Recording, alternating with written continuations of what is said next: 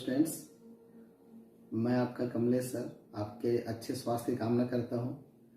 इस लॉकडाउन की वजह से हमारा केमिस्ट्री का पढ़ाई काफ़ी बाधित हो रहा है और अभी लॉकडाउन लंबा चलने का उम्मीद है, तो हम लोग ऑनलाइन माध्यम से अपने पढ़ाई को कंटिन्यू रखेंगे।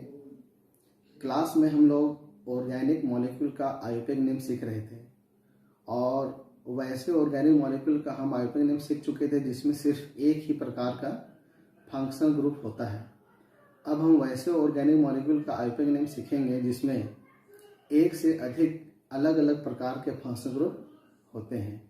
चलिए इसे हम उदाहरण से समझते हैं।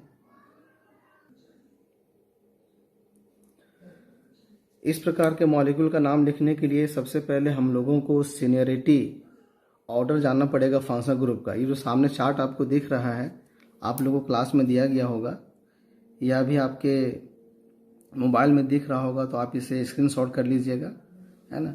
ये हमारा सीनियरिटी ऑर्डर है। ये कार्बोक्सिलिक एसिड है, ये सल्फोनिक एसिड है, मतलब कार्बोक्सिलिक एसिड सीनियर हुआ, sulphonic acid junior junior junior junior junior. ये फंक्शनल ग्रुप का सीनियरिटी ऑर्डर है। अगर कोई फंक्शनल ग्रुप जूनियर होगा तो उसे ब्रांच मानना है और ब्रांच में उसका नाम क्या होगा ये इस लास्ट कॉलम में लिखा हुआ है। ये आपकी कॉपी में भी लिखाया गया है। चलिए हम एग्जाम्पल से समझते हैं।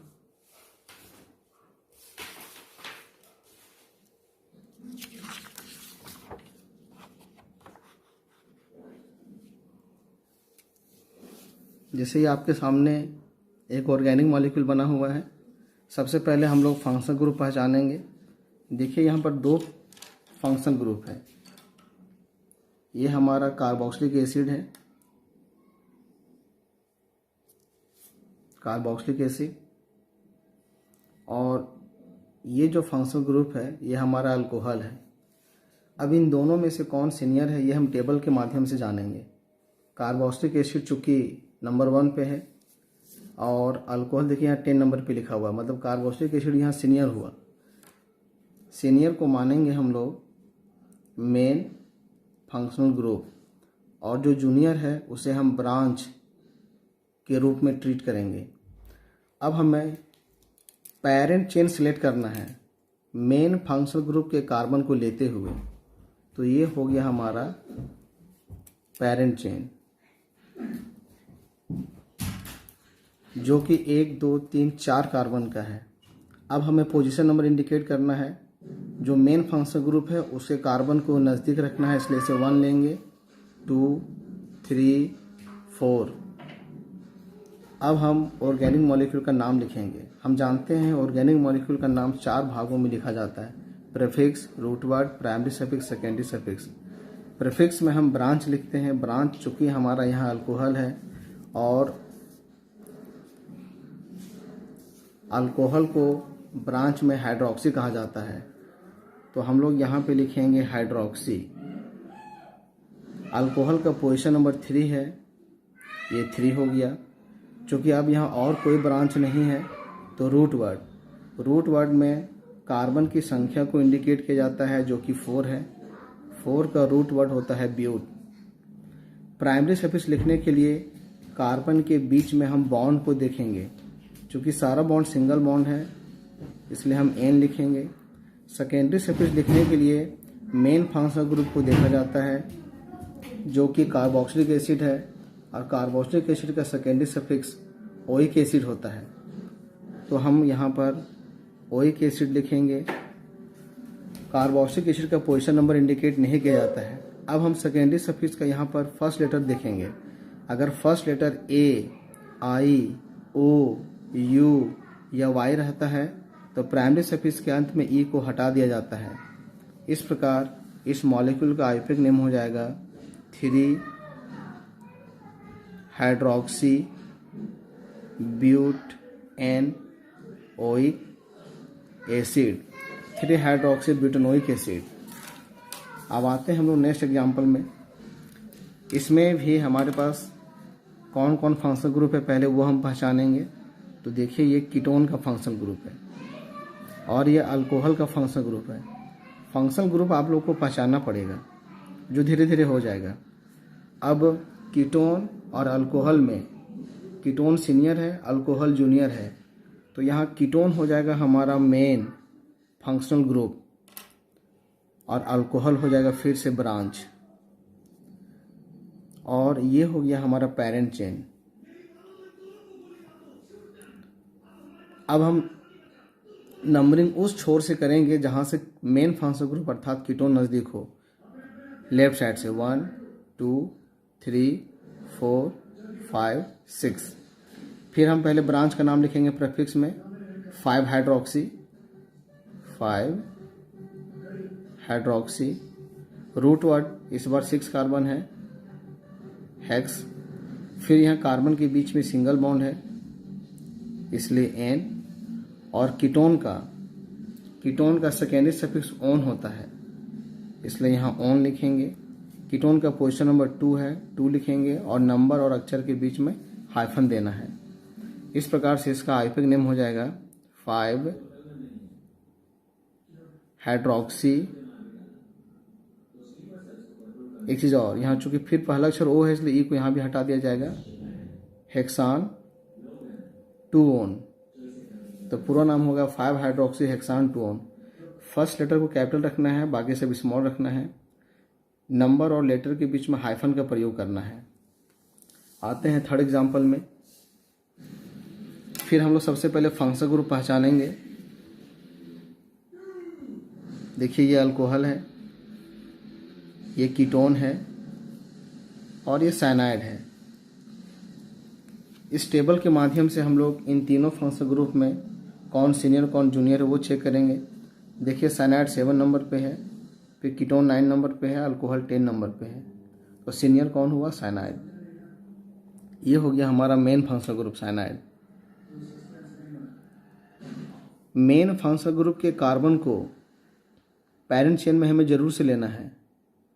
तो इस कार्बन को लेते हुए पैरेंट चेन हमारा हो जाएगा 1 2, लेफ्ट साइड जाएंगे चूँकि इधर चेन लंबा आएगा, 3 4 5 6 7। यहाँ अल्कोहल भी हमारा ब्रांच है, अबर कीटोन भी हमारा ब्रांच हो गया, और ये तो ब्रांच है ही। इसका नाम होता है हाइड्रोक्सी, फर्स्ट लेटर एच। इसका हम कीटो या ओक्सो लिख सकते हैं, फर्स्ट लेटर ओ, और इसका मिथाइल होता है। तो सारे ब्रांच को हम प्रीफिक्स में लिखेंगे अल्फ़ाबेटिकल ऑर्डर में। तो पहले हम लोग ABCD में एच आता है, उसके बाद मिथाइल आता है M, उसके बाद O आता है ओक्सो। तो पहले हम हाइड्रोक्सी लिखेंगे पोजीशन नंबर के साथ 6 हाइड्रोक्सी 2 मिथाइल 4 ओक्सो।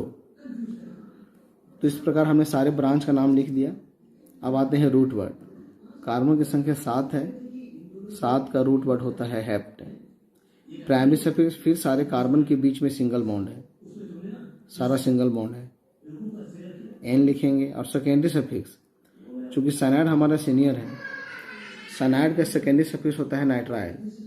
तो यहाँ हम लोग नाइट्राइल लिखेंगे NITRILE। यहाँ फर्स्ट लेटर एन है इसलिए ई को हम नहीं हटाएंगे, चूँकि A I O U या Y रहने पर ही इस ई को हटाना है, अन्यथा ई को नहीं हटाना है।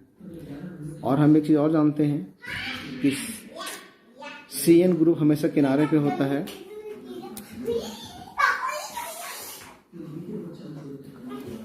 इसका पोजीशन नंबर हम लोग इंडिकेट नहीं करते हैं। तो इस मॉलिक्यूल का आईपिक नेम हो जाएगा 6 hydroxy 2 methyl 4 OXO heptane nitrile. 6 hydroxy 2 methyl 4 OXO heptane nitrile. फिर आते हैं नेक्स्ट एग्जाम्पल। इसमें एक खास बात है, ज़रा ध्यान से सुनिएगा। यह हमारा कार्बोक्सिलिक एसिड है और ये हमारा एल्डिहाइड है। यहाँ गौर करने वाली बात यह है कि यहाँ भी कार्बन है और इसके पास भी कार्बन है। अगर carboxylic acid, ester, acid chloride amide, cyanide, aldehyde, ये कुछ ऐसे फंक्शनल ग्रुप है जिनके पास खुद कार्बन है। अगर ये फंक्शनल ग्रुप ब्रांच के रूप में होंगे तो हम इनके कार्बन को पैरेंट चेन में शामिल नहीं करेंगे। जैसे यहाँ पे देखिए, चूंकि अल्डिहाइड हमारा 8 नंबर पे है, कार्बोक्सिलिक एसिड 1 नंबर पे है, तो कार्बोक्सिलिक एसिड सीनियर हुआ, अल्डिहाइड जूनियर हुआ, तो हम कार्बोक्सिलिक एसिड के कार्बन को मेन चेन में शामिल करेंगे, लेकिन हम अल्डिहाइड के कार्बन को मेन चेन में शामिल नहीं करेंगे, क्योंकि यहाँ अल्डिहाइड को ब्रांच के रूप में लेना है और कार्बोक्सिलिक एसिड को मेन फंक्शनल ग्रुप लेना है। इसलिए यहाँ पैरेंट चेन हो जाएगा 1, 2, 3 कार्बन का। अब अल्डिहाइड को ब्रांच में फॉर्माइल कहा जाता है, अल्डिहाइड को ब्रांच में फॉर्माइल कहा जाता है, तो हम ब्रांच में लिखेंगे यहाँ 3 फॉर्माइल। ब्रांच खत्म हो गया। रूट वर्ड 3 कार्बन है, प्रॉप, तीनों कार्बन के बीच में सिंगल बॉन्ड है इसलिए एन, और ये कार्बोक्सिलिक एसिड है, इसका सेकेंडरी सफिक्स ओइक एसिड होता है। कार्बोक्सिलिक एसिड का भी पोजीशन नंबर नहीं लिखा जाता है, क्लास में इसकी चर्चा हम लोग कर चुके हैं। इस प्रकार से इस मॉलिक्यूल का नाम हो जाएगा 3 फॉर्माइल प्रोफेनोइक एसिड। आते हैं नेक्स्ट एग्जाम्पल पे। इसमें देखा जाए, ये हमारा अल्डिहाइड का फंक्शनल ग्रुप है, ये ब्रोमो ग्रुप है, और ये हमारा अमाइड का फंक्शनल ग्रुप है। According to the table amide यहाँ सीनियर है, अल्डिहाइड नीचे है, ब्रोमो तो खैर हमेशा ब्रांच में ही लेना है। अल्डिहाइड को हम लोग ब्रांच मानेंगे क्योंकि अल्डिहाइड यहाँ जूनियर है, और ये हो जाएगा मेन फंक्शनल ग्रुप अमाइड। इसी कार्बन को हम लोग नंबर 1 लेंगे, 2, 3, 4, 5। इस कार्बन को पैरेंट चेन में शामिल नहीं करना है चूंकि यहाँ पर अल्डिहाइड ब्रांच है। ये 6 और ये 7।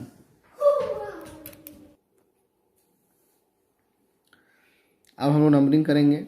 इसका फॉर्माइल होता है, इसका ब्रोमो होता है, ABCD में जो कि B पहले आता है, तो पहले हम ब्रोमो लिखेंगे और 5 नंबर पे है फॉर्माइल। रूट वर्ड 7 कार्बन है, हेप्ट, फिर यहाँ सभी कार्बन के बीच में सिंगल बॉन्ड है एन, और अमाइड का सेकेंडरी सफिक्स अमाइड ही होता है, इसका भी पोजीशन नंबर नहीं लिखा जाता है, और फर्स्ट लेटर चूंकि ए है तो ई यहाँ पर हम लोग टर्मिनेट कर देंगे। इसका नाम हो जाएगा 3 ब्रोमो 5 फॉर्माइल हेप्टानामाइड। एक और एग्जांपल, ये हमारा सल्फोनिक एसिड है और ये हमारा अमाइड ग्रुप है। देखिए टेबल में सल्फोनिक एसिड हमारा 2 नंबर पे है और अमाइड हमारा 6 नंबर पर है, मतलब सल्फोनिक एसिड सीनियर हुआ, अमाइड जूनियर हुआ। अब हम अमाइड को ब्रांच लेंगे, ये अमाइड हमारा ब्रांच हो जाएगा और main functional group sulphonic acid होगा, अर्थात इस कार्बन को पैरेंट चेन में जरूर शामिल करना है, इस कार्बन को शामिल करने की आवश्यकता नहीं है। अब हम इस कार्बन को लेते हुए लंबा चेन लेंगे, तो 1, 2, 3, 4, 5 कार्बन का ये हमारा पैरेंट चेन हो जाएगा। नंबरिंग हम उस छोर से करेंगे जहाँ से सल्फोनिक एसिड नज़दीक हो, अर्थात राइट साइड से 1, 2, 3, 4, 5। जब हमारा अमाइड ब्रांच में होगा तो उस ब्रांच के लिए कार्बामोइल वर्ड का यूज किया जाता है, तो अमाइड के लिए इस बार हम लोग कार्बामोइल शब्द का इस्तेमाल करेंगे। 4 carbamoyl, 4 carbamoyl. Root word 5 carbon है, पेंट, फिर पांचों में सिंगल बॉन्ड है एन, और सल्फोनिक एसिड का सेकेंडरी सफिक्स सल्फोनिक एसिड ही होता है। पोजीशन नंबर के साथ लिखेंगे 2 सल्फोनिक एसिड। इस प्रकार इसका कंप्लीट आईयूपीएक नेम हो जाएगा 4 carbamoyl pentane 2 sulphonic acid, 2 sulphonic acid. मेरे ख्याल से बेसिक नॉलेज मिल गया होगा। तो आप लोग को कुछ होमवर्क देते हैं, आप घर में प्रैक्टिस कीजिएगा इसे।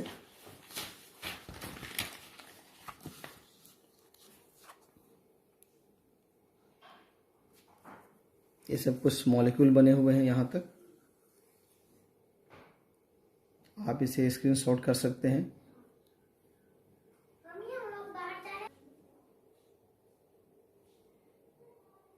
आप इसे स्क्रीनशॉट कर लीजिएगा।